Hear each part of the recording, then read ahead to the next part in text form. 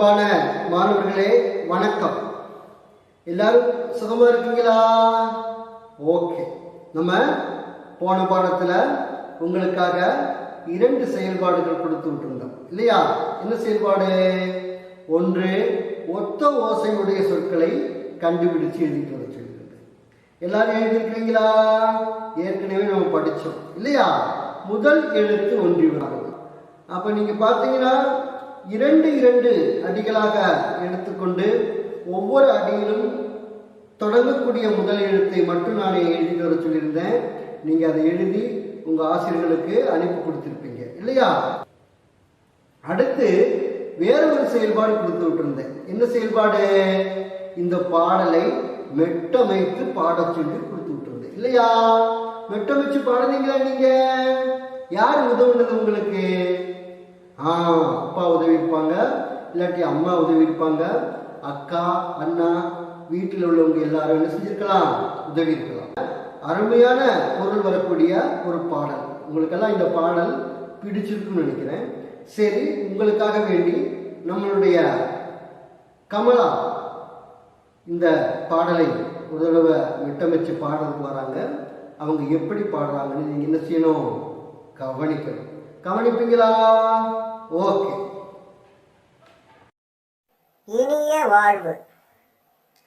உடலின் உறுதி உடையவரே, உலகில் இன்பம் உடையவராம், இடமும் பொருளும் நோயாளிக்கு இனிய வாழ்வு தந்திடுமோ.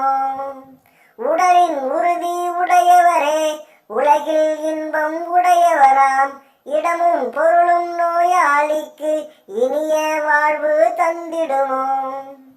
சுத்தம் உள்ள இடமெங்கும் சுகமும் உண்டு, நீ எதனை நித்தம் நித்தம் பேணுவையேல் நீண்ட ஆயுள் பெறுவாயே.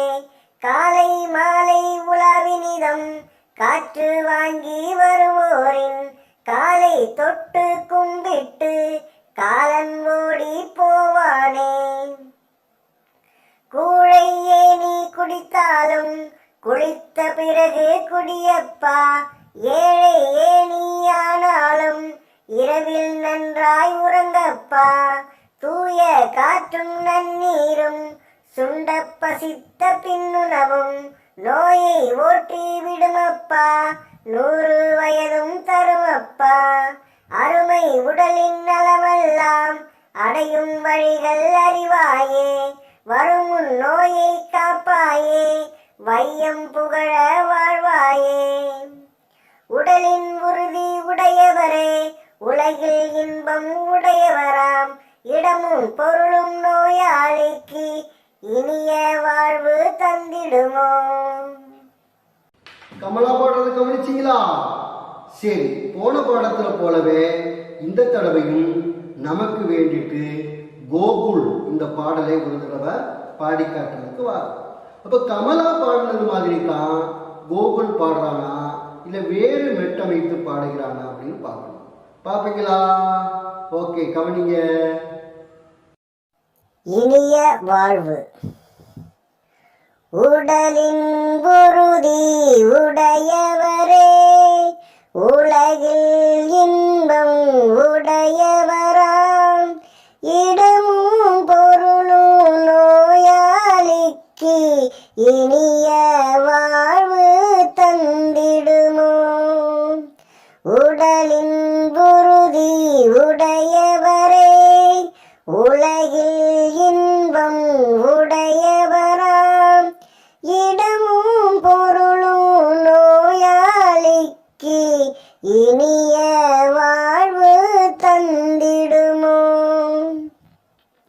சுத்தம் உள்ள இடமெங்கும் சுகமும் உண்டு, நீ எதனை நித்தம் நித்தம் பேணுவையேல் நீண்ட ஆயுள் பெறுவாயே. காலை மாலை உலாவினிதம் காற்று வாங்கி வருவோரின் காலை தொட்டு கும்பிட்டு காலன் ஓடி போவானே. கூடை ஏனி குடித்தாலும் குளித்த பிறகு குடியப்பா. ஏழை ஏனியானாலும் இரவில் நன்றாய் உறங்கப்பா. தூய காற்றும் நன்னீரும் சுண்ட பசித்த பின்னுணவும் நோயை ஓட்டி விடுமப்பா. 100 வயதும் தருமப்பா. அருமை உடலின் நலமெல்லாம் அடையும் வழிகள் அறிவாயே. வருமுன் நோயை காப்பாயே. மையம் புகழ வாழ்வாயே.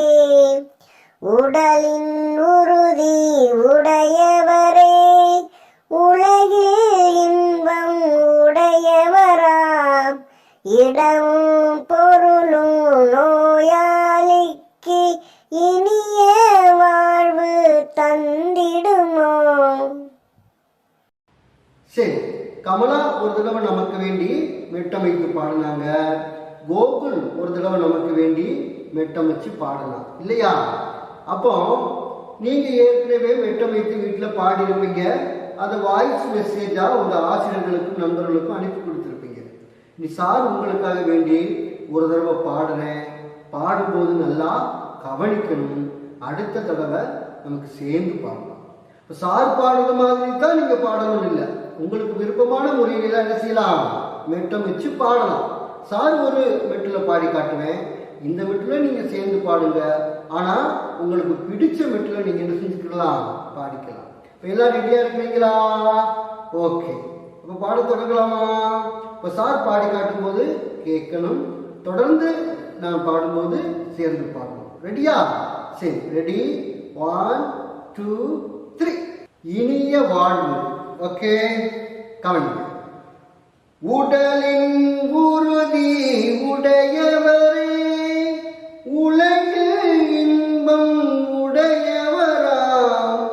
இடமும் பொருளும் நோயாளிக்கு இனிய வாழ்வு தந்திடுமோ.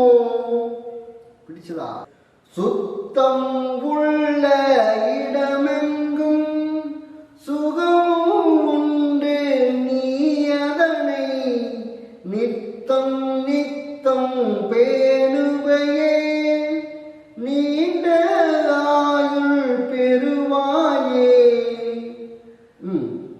காலை மாலை உலாவினிதம் காற்று வாங்கி வருவோரின் காலை தொட்டு கும்பிட்டு காலன் ஓடி போவானே. கூழை ஏனி குடித்தாலும் குளித்த பிறகு குடியப்பா.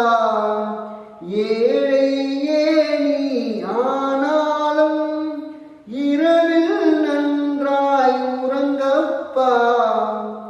தூய காற்றும் நன்னீரும் சுண்ட பசித்த பின்னுணவும் நோயை ஓட்டி விடுமப்பா. 100 வயதும் தருமப்பா. அருமை உடலின் நலமெல்லாம் அடையும் வழிகள் அறிவாயே. வரும் நோயை காப்பாயே. வையம் புகழ வாழ்வாயே. பண்ணது கவிமணி. சரி, ஒரு தடவை கூடி சார் பாட நீங்க என் கூட சேர்ந்து என்ன செய்யணும், பாடணும். சரியா? ஓகே, ரெடி, பாட தொடங்க. இனிய வாழ்வு. உடலின் உறுதி உடையவரே. பாடுங்க. உடலின் உறுதி உடையவரே உலகில் இன்பம் உடையவரா. இடமும் பொருளும் நோயாளிக்கு இனிய வாழ்வு உடலின் உறுதி உடையவரே உலகில் இன்பம் உடையவரா இடமும் பொருளும் நோயாளிக்கு இனிய வாழ்வு தந்திடுமோ. அடுத்து கவனிங்க. சுத்தம் உள்ள இடமெங்கும் சுகம் உண்டு நீ அதனை நித்தம் நித்தம் பேணுவையே நீண்ட ஆயுள் பெறுவாயே. பாருங்க பார்க்கலாம். சுத்தம் உள்ள இடமெங்கும் சுகமும் உண்டு நீ அதனை நித்தம் நித்தம் பேணுவையே நீண்ட ஆயுள் பெறுவாயே. சரி, அடுத்து காலை மாலை உலாவினிதம் காற்று வாங்கி வருவோரின் காலை தொட்டு கும்பிட்டு காலன் ஓடி போவானே. பாருங்க பாருங்க. காலை மாலை உலாவினிதம் காற்று வாங்கி வருவோரின் பாருங்க காலை தொட்டு கும்பிட்டு காலன் ஓடி போவானே. அடுத்து கூழையே நீ குடித்தாலும் குளித்த பிறகு குடியப்பா ஏழையே நீ ஆனாலும் இரவில் நன்றாய் உறங்கப்பா. எங்க பாடுங்க பார்க்கலாம். கூழையே நீ குடித்தாலும் குளித்த பிறகு குடியப்பா ஏழையே நீ ஆனாலும் இரவில் நன்றாய் உறங்கப்பா.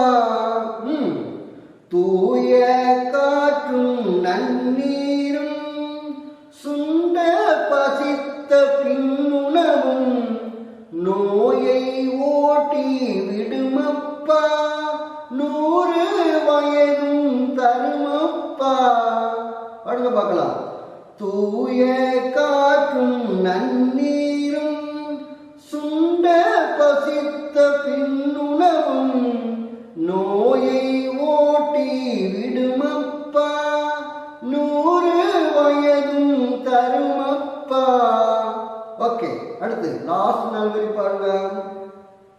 அருமை உடலின் நலமெல்லாம் அடையும் வழிகள் அறிவாயே வரும் நோயை காப்பாயே வையம் புகழ வாழ்வாயே.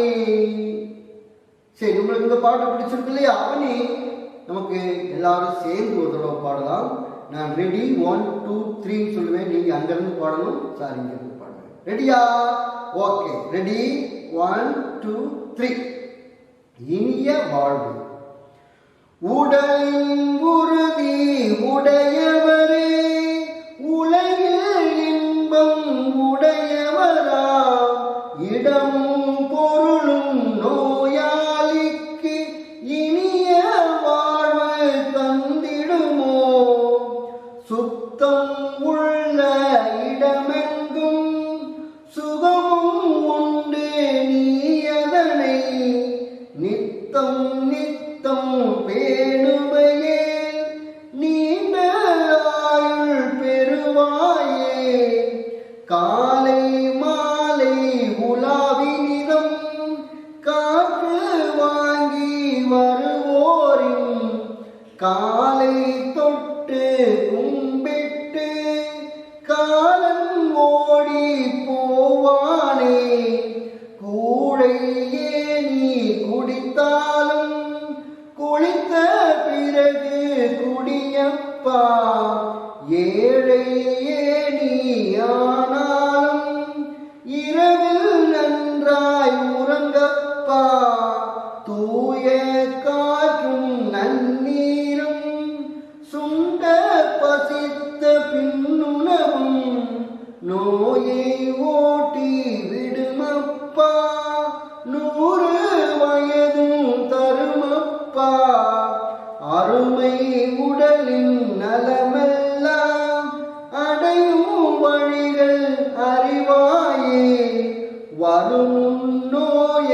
காப்பாயே வையம் புகழ வாழ்வாயே.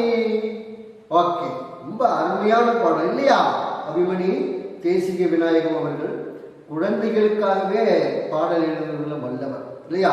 இப்ப நம்ம பாடி மகிழணும். பாடி மகிழ்ந்தா போதாது, இதுல இருக்கக்கூடிய பொருளையும் புரிந்து கொண்டு வாழ்க்கையில நடக்கும்.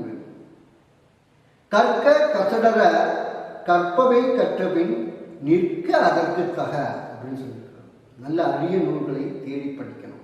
தேடி படித்தால் மட்டும் போதாது, அந்த நூல்களில் என்ன சொல்லியிருக்கிறாங்களோ அதுபடி நாம நடக்கவும் வேணும் இல்லையா?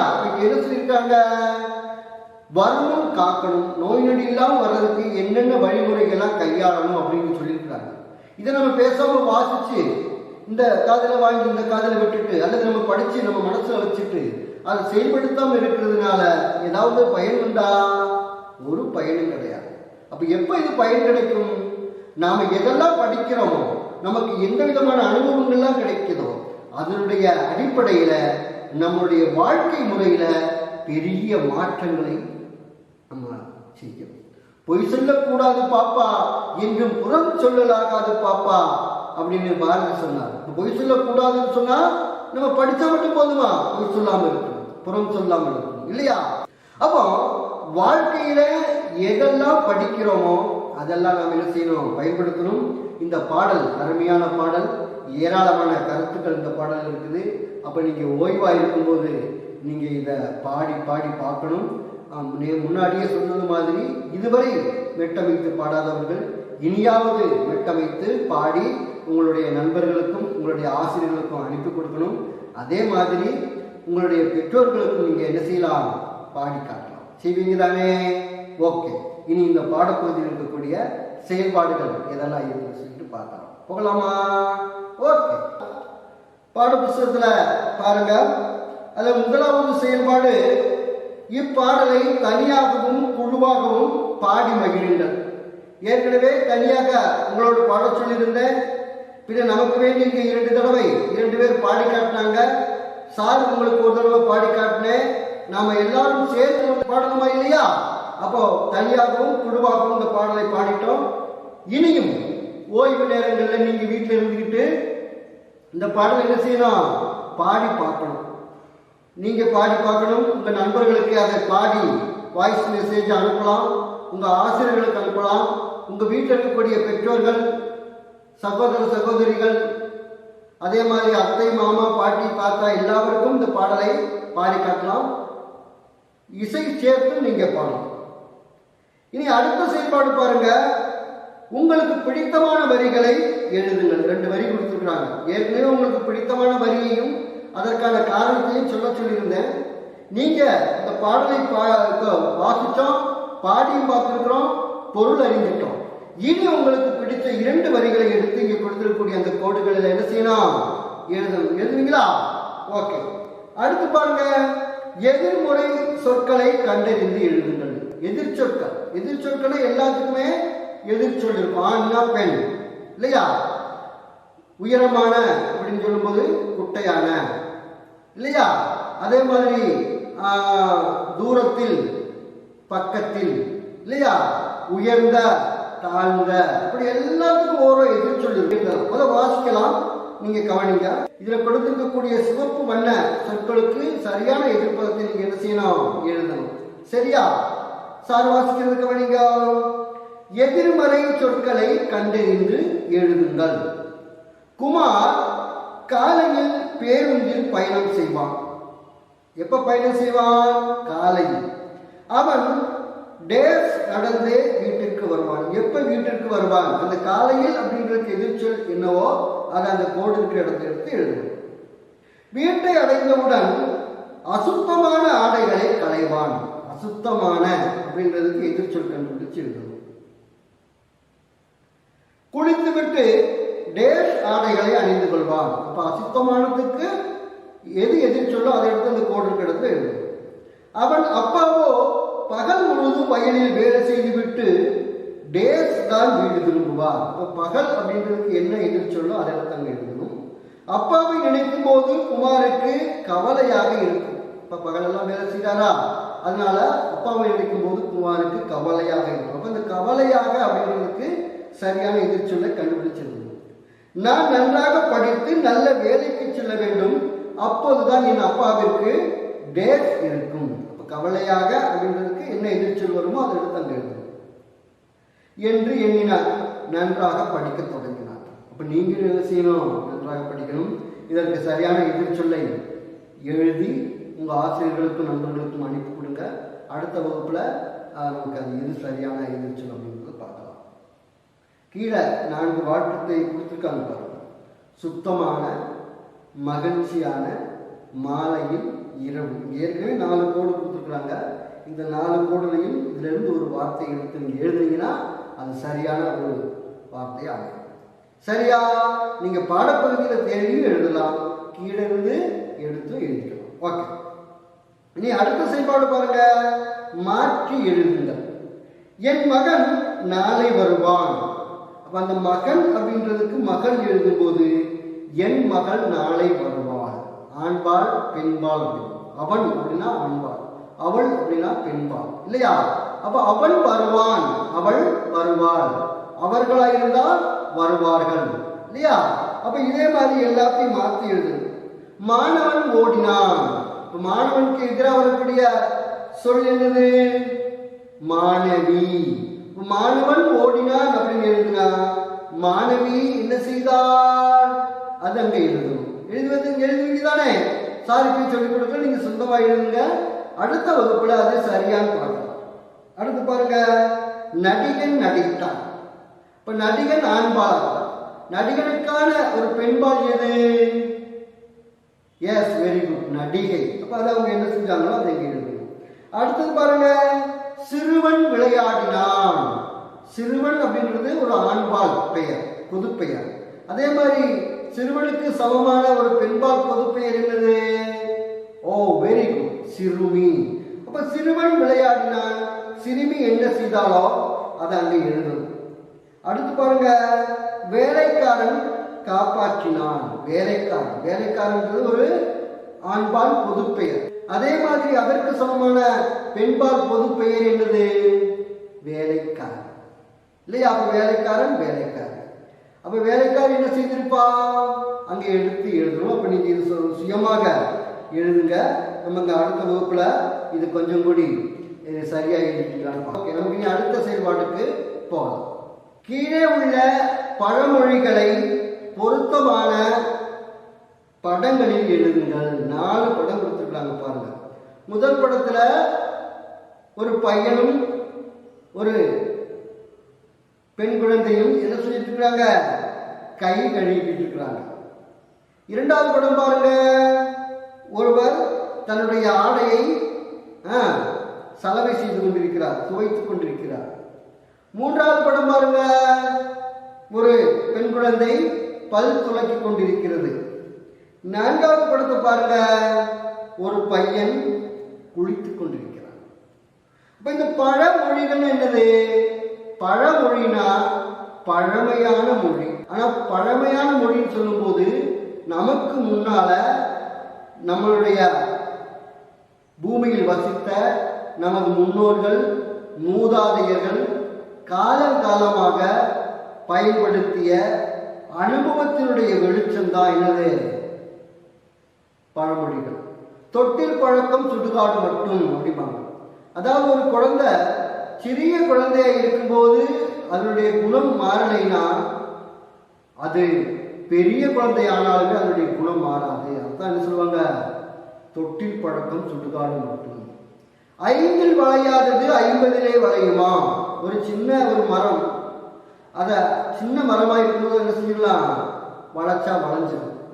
50 வருடங்கள் ஆன பிறகு அது ஒரு பெரிய மரமான பிறகு அந்த மரத்தை வளைக்க முடியுமா? முடியாது. ஏன்? அது வைரம் பாய்ந்து தடிமனா பெரிய மரமா மாறிடுச்சு. அப்போ சில பழக்க வழக்கங்களை நாம சின்ன குழந்தையா இருக்கும் போது என்ன செஞ்சுக்கலாம்? திருத்திக்கலாம். அப்ப அப்படி திருத்தாம விட்டுட்டா பெரிய ஆளுகள் ஆன உடனே நமக்கு என்ன செய்ய முடியாது? திருத்த முடியாது. அதான் 5ல் வளையாதது 50ல் வளையுமா? 5, 50 அப்படின்றது வயதுகளை குறிப்பிட்டு. ஆற்றில் போட்டாலும் அளந்து போடு.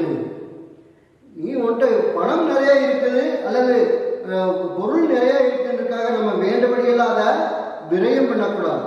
நீ ஆற்றுக்குள்ள போட்டாலும் அதை அளந்து போடணும் அப்படின்னு சொன்னா, நீ யாருக்கு கொடுத்தாலும் கணக்கு இல்லாம கொடுக்க கூடாது. எவ்வளவு கொடுத்துருக்குறோம் அப்படின்ற ஒரு கணக்கு. ஆற்றில் போட்டாலும் அளந்து போடும். காற்றுள்ள போதே தூற்றிக்கொள். அதாவது நெல்லெல்லாம் அதில் இருக்கக்கூடிய பதர் எல்லாம் போகணும்னு சொன்னா அதை தூற்றணும். தூற்றும் போதுதான் காற்றடிக்கும் போது அதனுடைய பதர் போகும். இதை ஏன் இங்க சொல்லியிருக்கிறாங்கன்னு சொன்னா, வாய்ப்பு வரும்போது அது சரியான முறையில பயன்படுத்திக்கணும். அதான் காற்றுள்ள போதே தூற்றிக்கொள். நீ காற்றே இல்லாத இருக்க போய் நீ தூற்றிக்கிட்டு இருந்தீங்கன்னா அதில் இருக்கக்கூடிய பதர் பிரிஞ்சு போகாது. அப்ப எப்போ உனக்கு சரியான வாய்ப்பு வருதோ அந்த வாய்ப்பை பயன்படுத்திக்கோ. இப்படி ஏராளமான பழமொழிகள் அடிக்கிட்டே போலாம் இல்லையா? உணவு தொடர்பான பழமொழிகள் இருக்குது, ஆரோக்கியம் தொடர்பான பழமொழிகள் இருக்குது. அப்ப இங்க இருக்கக்கூடிய இந்த பழமொழிகள் நீங்க இப்ப பொறுத்து எழுதணும். அப்ப கை கழுவிக்கிட்டு இருக்கிறாங்க. அப்ப கீழே இருக்கக்கூடிய 4 பழமொழிகளை நம்ம வாசிச்சு பார்க்கலாம். கூழானாலும் குளித்து குடி, முதல் பழமொழி. அப்ப இங்க குளிக்கக்கூடிய படம் எங்க வருது? எங்க வருது? 4வது படம் இல்லையா? அப்ப கூழானாலும் குளித்து குடி அங்கே எடுத்து எழுதணும். வாய்ப்புள்ள 3 பழமொழிகளையும் நீங்க சரியான பழமொழிகளை எடுத்து எழுதிட்டு வாங்க. நமக்கு அடுத்த வகுப்புல சரியா செய்திருக்கீங்களான்னு சொல்லிட்டு பார்க்கலாம். இல்லாட்டி சாரி சொல்லி கொடுத்துட்டு போனா பின்ன உங்களுக்கு வேற வேலை இல்லாம போயிருமா இல்லையா? நீங்களே கண்டுபிடிச்சு எழுதிட்டு வாங்க. அது மட்டுமல்லாம இந்த சுகாதார பழக்க வழக்கங்கள், அதே மாதிரி நம்மளுடைய ஆரோக்கியம் தொடர்பான ஏராளமான பழமொழிகள் இருக்குது. அதெல்லாம் நீங்க என்ன செய்யணும்? திரட்டி கொண்டு வரணும். அதற்காக நீங்க உங்களுடைய பெற்றோர்களுடையும் வீட்டில் இருக்கக்கூடிய முதியவர்களுடையவும் உதவியை நாடலாம். நீங்க இன்டர்நெட்லையும் ஏராளமான பழமொழிகள் இருக்குது. உங்களால் முடிஞ்சா திறக்கலாம். உங்களால் முடியலைன்னா பெரியவர்களுடைய உதவியோடு கூட திறக்கலாம் இல்லையா? ஏராளமான பழமொழிகள் இருக்குது. அதெல்லாம் நீங்க கண்டுபிடிச்சுப்பாங்க. நமக்கு அடுத்த வகுப்புல அந்த பழமொழிகளை பற்றி கண்டுபிடிப்பாங்க. அடுத்த செயல்பாடு என்னது? விடுகதைகளுக்கு விடை கண்டுபிடிங்கள். விடுகதைகள் உங்களுக்கு தெரியுமில்ல? 1ஆம் வகுப்புல இருந்தே நிறைய விடுகதைகள் நம்ம படிச்சிருக்கோம். இந்த விடுகதைகள் என்னன்னு பார்த்தீங்கன்னா, ஒரு பொருளை நேரடியா சொல்லாம மறைமுகமா சொல்லி கண்டுபிடிக்க வைக்கிறது தான் இந்த விடுகதைகள். விடக்கூடிய கதைகள் விடுகதைகள். அழிப்பாங்கதை அப்படின்னா கிராமப்புறங்கள் சொல்லுவாங்க. பண்டைய தமிழர் வாழ்க்கையில பார்த்தீங்கன்னா இந்த விடுகதைக்கு ஒரு முக்கியமான ஒரு இடம் இருந்தது. ஏன்னா அன்னைக்கு விவசாய வேலை பார்க்குறவங்கெல்லாம் பகல் முழுவதும் வேலை பார்த்துக்கிட்டு சாயங்கால நேரங்களில் ஊர்ப்புறங்களையும் ஊர் திடல்களையும் கூடியிருந்து இதே மாதிரி கதை பேசிக்கிட்டு இருப்பாங்க. அன்னைக்கு சினிமாக்கள் இருந்திருக்காது. அதே மாதிரி நம்ம கையில் இருக்கக்கூடிய மொபைல் ஃபோன், சினிமாவே கொஞ்சம் அபூர்வமாகத்தான் இருந்தது. அப்போ அன்னைக்கு எல்லாம் இதே மாதிரி மக்கள் கூடியிருக்கக்கூடிய இடங்களிலே மொழி விளையாட்டுகள், விடுகதைகள், அதே மாதிரி உள்ள அழிப்பாங்கதை அதெல்லாம் போட்டு அவங்க விளையாடிக்கிட்டு இருந்தாங்க. அதனால நிறைய விடுகதைகள் நமக்கு இருக்கு இல்லையா? நீங்க நிறைய படிச்சிருக்கீங்க. பச்சை குட்டிக்குள் வெள்ளை முத்துக்கள் 2ஆம் வகுப்புல படிச்சோம். என்னது அது? மிளகாய் இல்லையா? அதே மாதிரி நிறைய இருக்குது. ஓடோடும் சங்கிலி, ஒளிந்தோடும் சங்கிலி, பள்ளத்தை கண்டால் பாய்ந்தோடும் சங்கிலி. அந்த சங்கிலி என்னது? 6. ஓடும், ஒளிந்தோடும், பள்ளத்தை கண்டால் பாய்ந்தோடும் இல்லையா? ஒரு குப்பையில் 2 எண்ணெய். என்னது? முட்டை. 2ஆ உடைச்சு பார்த்தா வெள்ளைக்கரும்பு இருக்கும், மஞ்சக்கரும்பு இருக்கும். அதான் ஒரு குப்பையில் 2 எண்ணெய். வேற என்னது? போவான் வருவான் திம்மப்பன், ஒரு காலில் நிற்பான் திம்மப்பன். இது முன்னாடி வந்த ஒரு விடுகதை. அன்னைக்கு கதவுக்கெல்லாம் ஒரு கால் தான் இருந்தது. அதனால அவன் போவான் வருவான், ஒரு காலில் நிற்பான். இன்னைக்கு ஒரு கால் கிடையாது, கதவுக்கு நிறைய கால்கள் இருக்கு. புதிய மாடல் கதவெல்லாம் வந்துச்சு இல்லையா? அம்மா படுத்திருக்கிறார், மகள் அங்கும் இங்கும் ஓடுகிறார். என்ன தெரியுமா உங்களுக்கு? அம்மான்றது கீழே இருக்கக்கூடிய கல்லு, மகள்ன்றது மேலே அரைக்கக்கூடிய அந்த குழவைன்னு சொல்லுவாங்க. அப்ப இதெல்லாம் வாழ்க்கை தொடர்பான, வாழ்க்கையோடு அவங்க பயன்படுத்தக்கூடிய கருவிகள் தொடர்பான ஏராளமான விடுகதைகள் ஏராளமான புஸ்தகங்கள்லாம் இறங்கியிருக்கு. விடுகதை புத்தகங்கள். அப்ப நீங்க உங்களுக்கு தெரிந்த, உங்க பெற்றோர்களுக்கு தெரிந்த விடுகதைகள்லாம் ஒரு நோட்ல எழுதணும். ஏன்னா உங்களை விட அவங்களுக்கு நிறைய விடுகதைகள் தெரிஞ்சிருக்கும். அவங்கள விட அவங்க பெற்றோர்களுக்கு நிறைய விடுகதைகள் தெரிஞ்சிருக்கும். அவங்களோட அவங்க பெற்றோர்களுக்கு அதையும் விட நிறைய விடுகதைகள் தெரிஞ்சிருக்கும். இப்பெல்லாம் விடுகதைகள் யாரும் பயன்படுத்துறது இல்லை. விடுகதைகள் நம்ம பாட புத்தகத்தில் படிக்கிறோம் இல்லாம வாழ்க்கையில அதிகமாக பயன்படுத்துறது இல்லை.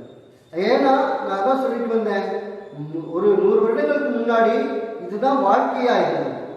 பழமொழிகள், நாட்டுப்புற பாடல்கள் பாடுவது, கதை பேசுவது, இதெல்லாம் இன்னைக்கு அந்த வாழ்க்கை முறைகள் எல்லாமே மாறிடுச்சு. நம்ம எல்லாமே வேற ஒரு இடத்துக்கு மாறிட்டோம், வேற ஒரு செயல்பாடுகளுக்கு மாறிட்டோம். இன்னைக்கு நம்ம மொபைல் போன் இல்லாமலாம் வாழ முடியுமா அப்படின்றபடி ஒரு முடியாமா அப்படின்றபடி ஒரு சந்தேகமான ஒரு சூழ்நிலை இருக்கிறோம். புரியுதா? அப்ப நீங்க விடுகதைகளை திரட்டணும். இங்க சில விடுகதைகள் கொடுத்துருக்காங்க. விடுகதை நமக்கே உண்டாகும் இல்லையா? விடுகதைகள் சொந்தமா உண்டாக்கவும் செய்யலாம். கொஞ்சம் ஆலோசிச்சா போதும். வட்டக்கணத்துக்குள் தட்டு விளக்குது. என்னது? நிலா. நீங்க பார்த்தீங்கன்னா சாயங்கால நேரத்துல கிணறுல அந்த நிலாவினுடைய அந்த பிம்பம் தெரியும். அப்போ நம்ம வாழ்க்கையில் எதை பார்க்கிறோமோ அதுதான் விடுகதை. இங்க ஒரு 3 விடுகதையும் படம் கொடுத்துருக்காங்க. நீங்க சரியானதை பொருத்தி எழுதணும். பாருங்க, இருட்டு அறையில் முத்து வரிசை. அது என்ன? அதே படம் கொடுத்துருக்காங்க. என்னது? பல்லு. கல்லுக்கும் முள்ளுக்கும் வேலி அடைக்கிறாங்க. அது என்ன? படம் கொடுத்துருக்காங்க. என்னது? செருப்பு. கல்லு முள்ளு நம்ம விதிச்சாலும் அது நம்ம காலில் படாம வேலி அடைக்கும். 2 தோட்டம் 4 வேலி. பூ பூத்தால் பூந்தோட்டம் பால். அது என்ன? கண்ணு. 2 தோட்டம் 4 வேலின்றது கீழே இருக்கக்கூடிய இவை, மேலே இருக்கக்கூடிய இவை. இப்போ 2 தோட்டம் 4 வேலி.